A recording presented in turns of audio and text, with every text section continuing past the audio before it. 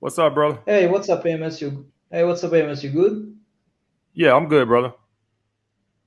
I'm wearing my sleazeball t-shirt currently. It was a long road until I got to you, so I'm glad that my day has come. Um, I have three questions. Mm-hmm. Um, is it important as a man to lose your virginity in high school if possible? For Mm-hmm. example, my nephew is a regular guy in high school and he keeps attracting sixes and sevens, but he can't Mm-hmm. attract nines and tens because, he's not the captain of the football team. And so, is it Mm-hmm. important Mm-hmm. for a man to gain sexual experience as soon as possible, or should he wait a few more years before he can attract nines and tens? The thing is with me is how I would take that if that was me and I couldn't attract the nines and tens, I would be hell bent on raising my sexual market value. It's a reason why he can't attract the nines and the tens. And it's not always got to be that he's not the captain of the Yeah. football team. It's something else. Is it how is his social group? How does he dress? How does he carry himself? Does he work out? You can still attract the nines and the tens. I know. Listen, I'm old, but I ain't that old. I still remember how to be in school, and I know how it is. The nines and tens are pretty much catering to the popular guys. I listen. I'm not that damn old. I get it, Mhm. but please listen to me when I tell you, you still can get them, but you have to raise your sexual market value up enough. Like I live in the real world. I don't live in a fantasy world. So if he walking around Mhm. here and he's 60 pounds overweight and he dressed like shit and he ain't got no friends, he not gonna bang no nines and tens. That's just the way it is. So, like I tell Yeah. you guys, what are you going to do about it? All right. It's just sitting around crying about it ain't gonna do nothing. Is he working out? Is he trying to improve his style or image? Or is he just gonna bitch and Mhm. moan that the nines and tens don't want him? Or is he gonna use that as motivation to improve himself so he can get the nines and tens? Oh, he's very motivated. He feels entitled to those chicks, so he's improving himself. Okay. Well, this is what I would do if I was him. Okay. I would take some time and just improve myself and focus on that. I wouldn't worry about it. That's what I would do right now. I would take that. See, the thing about how y'all guys got to use things is you got to find little things to fire you up. I would use that as fuel. Like I used to use things like if you ever watch hear about Michael Jordan and stuff like that, he used to try to use anything he could as uh, board material as something to motivate him to destroy your ass. And if I couldn't use nines and tens, man, that would just really motivate me to be on my diet, to hit the gym, to do everything I can to improve myself. What y'all think I ain't good enough? All right, I'm gonna show y'all ass. That's how all you guys out there, man. Y'all got to learn how to use this type of stuff as fuel.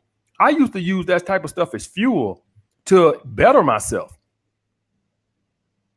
Yeah. All right. Yeah. So tell them Exactly. that. Tell them Okay. no sad story over here, man. Tell that motherfucker to get on his grind and use that as fuel to improve himself. All right. All right.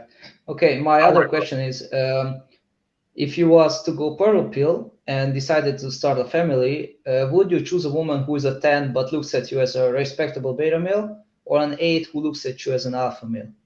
I would take the eight who looks at me as an alpha male because the Mm. eight is gonna be more respectful. That the dime that looks at me as a respectable beta male, while you with her, sex with her is gonna feel like a contract, like she's obligated to Mhm. be there, Mhm.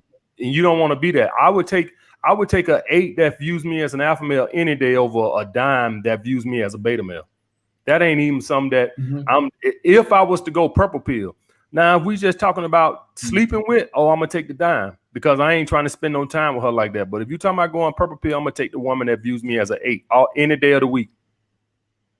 Mhm. Mhm. For There are all so you many guys knowledge, out there that's watching me, for all y'all guys right now, dealing with a woman who views you as a beta male, regardless of what she looks like, I would never deal with a woman who views me as a beta male, no matter how hot she was.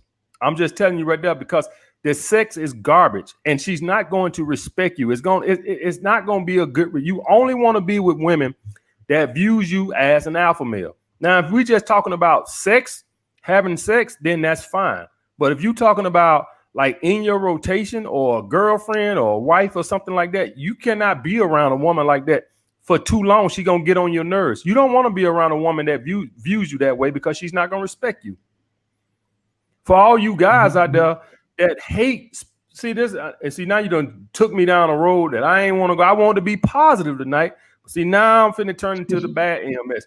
See, you guys say don't like to spend time with women. Don't like to spend time with women. The reason why y'all don't like to spend time with women because they don't respect you. When a woman respects you, spending time with a woman is easy and fun. Now I know I'm committing red pill sins right now by saying that, but that's been my experience. When a woman doesn't respect you, they hell on wheels and you don't want to be around them. And that's why you don't want to be with a Mm-hmm. woman that views you as a beta male because they're not fun to be around when they view you that way. When a woman views you as an alpha Yeah. male, man, she just is kind and friendly and fun. And it's just like, man. And when you with a woman that don't respect you, you like, man, I wish this bitch would take her ass home. You see what I'm saying? So that's why Mm-hmm. I want you Yeah, guys yeah. for us to rotation or for my purple pill brothers out there, only put women in your rotation or only for the purple pill guys, have a girlfriend that views you as an alpha male. Mm-hmm. Mm-hmm. But what do you think? Could Kevin Hart attract dimes if he wasn't famous, but was charismatic and had a good career? Would a dime lust after him physically? Because I don't think that his wife lusts after him. Well, this is the thing. This is the thing where all y'all guys got to understand. Anybody can attract a dime. Anybody can. It's just harder the less of the statistics that you need. So say you're a short guy and you fat and you overweight and you work at Wendy's, right? You can attract a dime or Mm-hmm. pull a dime. It's just gonna be more work than The Rock. You're gonna have to make Mm-hmm. more approaches. But if you do it long enough, so like say me, right? When I was in the basement, I had hot women in the basement. But would it have been easier if I was in a penthouse in Manhattan? Absolutely. That's all I'm saying.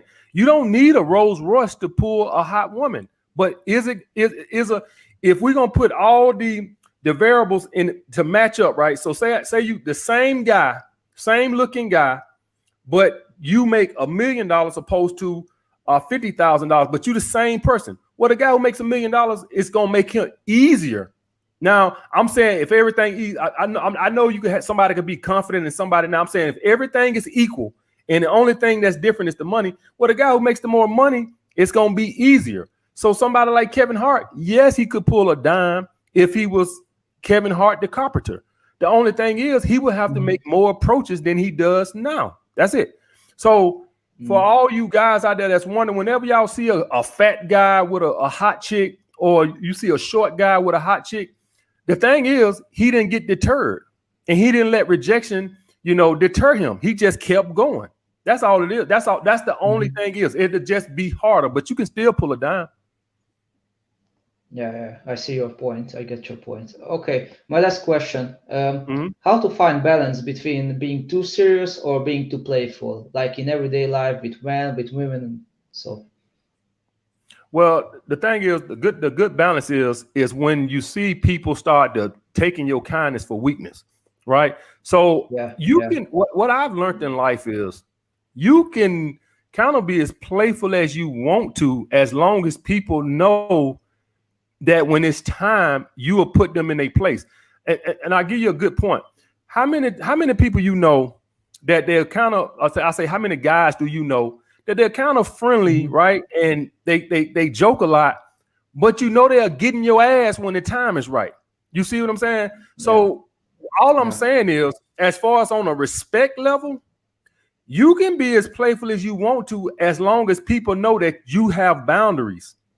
That's the thing. Hmm. All Hmm. right. Now, if we're just talking Okay. about Yeah, you want to be cool and stuff like that right there, that's a different dynamic. But yeah. if you're talking about on a respect level, as long as people Hmm. know that you have boundaries, some of the toughest guys I know, they were not silent assassins and walking around looking like the Terminator. They were normal guys that would joke with you.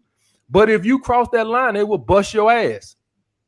And that's what I Yeah, seen. I see. So a good line to see is when people are starting to take your kindness for weakness, then you're probably being a little too playful. When people start doing a Hmm. lot of Hmm. testing and stuff like that, that's a good. If I started just playing around with my employees or something like that right there, and they started testing a lot, I know that I'm playing too goddamn much. I'm joking around too goddamn much. And that's the line where you need to have when you start seeing people starting to take your kindness for weakness, then you know you're playing too much. Same with your girlfriend. Like you wonder, like, how do I know the line when I'm joking with my girlfriend? When can I joke with my girlfriend? Or when should I not joke with my girlfriend? When you start seeing her ass act masculine, you know, let me stop playing with her ass so goddamn much. Right? You can joke with your girlfriend in a masculine way. But if you start noticing if you do it too much, she's gonna start taking it for weakness, and then you're gonna start getting all these tests. And the same thing goes when you're hanging with dudes. If you play with them too much, you start seeing the test, and that should be let you know what a line on how much you should play. All right, I had this issue with guys in the gym.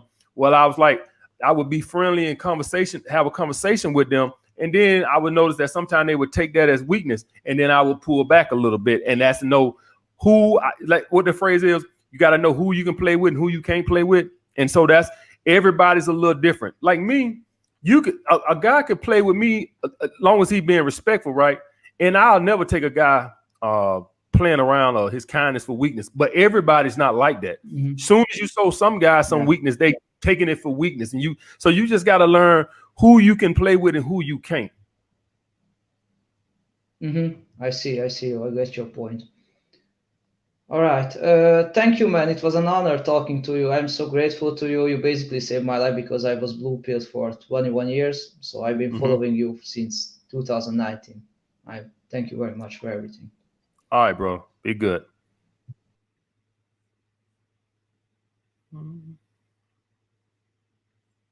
So for my guys out there that's wondering what's that line to cross as far as, you know, disrespect and all this and that and the other.